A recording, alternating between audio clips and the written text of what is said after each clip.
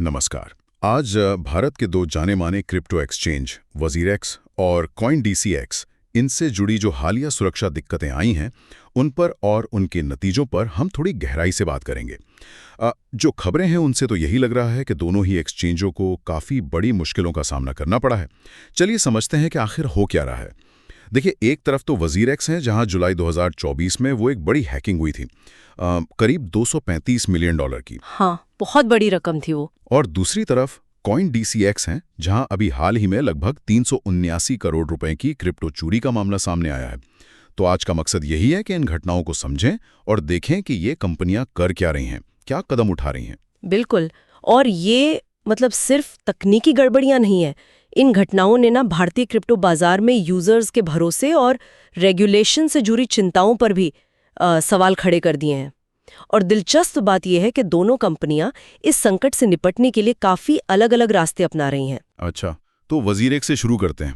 वहां क्या चल रहा है?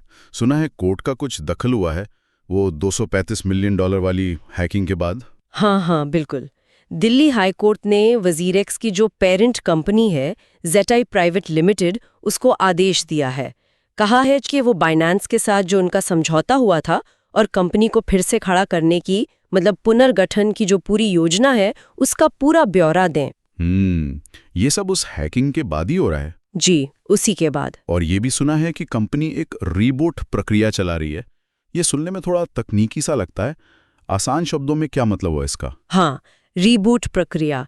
देखिए, आसान भाषा में कहें तो ये कंपनी को बचाने की और जिन लोगों का पैसा फंसा हुआ है यानी क्रेडिटर्स। हाँ, क्रेडिटर्स जिनका पैसा लगा था उनको एक व्यवस्थित और पारदर्शी तरीके से पैसा लौटाने की एक कानूनी कोशिश है ये।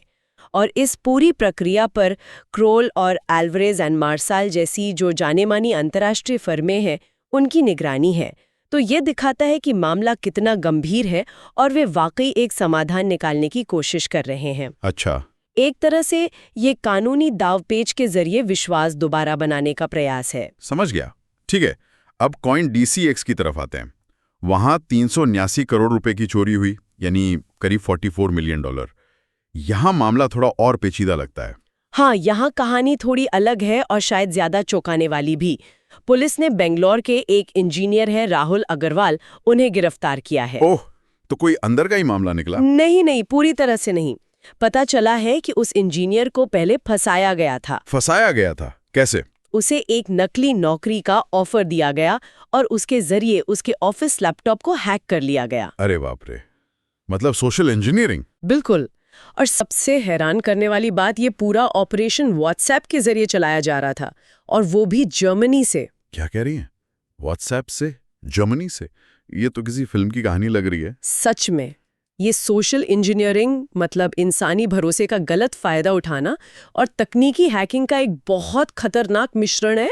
लेकिन हाँ, कॉइनडीसीएक्स ने इस पर तेजी से कदम उठाए हैं। अच्छा, क्या उन्होंने फॉरेन यूजर्स को भरोसा दिलाया कि उनके फंड्स सुरक्षित हैं और पैसे निकालने की जो सेवा रोक दी थी वो फिर से चालू कर दी है। और सबसे बड़ी बात जो उन्होंने की है, चोरी हुए फंड को वापस पाने में मदद करने वाले के लिए भारत का अब तक का सबसे बड़ा क्रिप्टो रिकवरी इनाम घोषित किया है। इनाम कितना?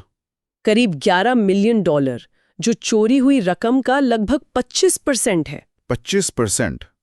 ये तो बहुत बहुत बड़ी रकम है। हाँ, बहुत बड़ी। और अगर हम इसे बड़े नजरिए से देखें तो ये सिर्फ पैसे वापस पाने की कोशिश नहीं है। ये शायद यूजर्स को दिखाने का भी एक तरीका है कि देखो, हम सुरक्षा को कितनी गंभीरता से ले रहे हैं और भरोसा बनाए रखने के लिए किसी भी हद तक जाने को तैयार है। तो कुल मिलाकर क्या तस्वीर उभर रही है? एक बात तो साफ है कि क्रिप्टो की दुनिया में सुरक्षा एक बहुत बड़ी और लगातार बनी रहने वाली चुनौती है।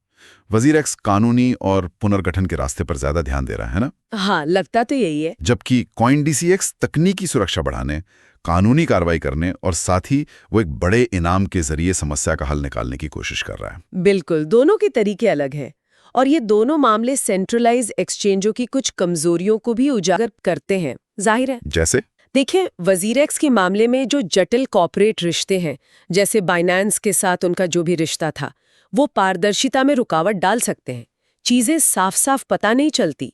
दूसरी तरफ कॉइनडीएक्स का मामला दिखाता है कि कैसे मानवीय चूक या धोखा, जैसे वो इंजीनियर का फंस जाना, वो भी सुरक्षा में कितनी बड़ी सेंध लगा सकता है। सही कहा। यहाँ एक और दिलचस्प बात है। वजीरेक्स का जो कानूनी रास्ता है वो शायद ज्यादा लंबा चले, पर हो सकता है निवेशकों को ज्यादा ढांचागत सुरक्षा दे। जबकि CoinDX का जो तेज इनाम वाला तरीका है वो भले ही जल्दी कुछ राहत दे, पर क्या वो सिस्टम की असली खामियों को छुपा लेगा, ये देखने वाली बात होगी। तो हमने देखा कि कैसे ये दोनों बड़े एक्सचेंज एक मुश्किल दौर से गुजर रहे हैं और अपने अपने तरीके से वापसी की कोशिश कर रहे हैं। वजीरेक्स कानूनी प्रक्रियाओं और पुनर्गठन में लगा है, तो CoinDX तकनीकी जवाब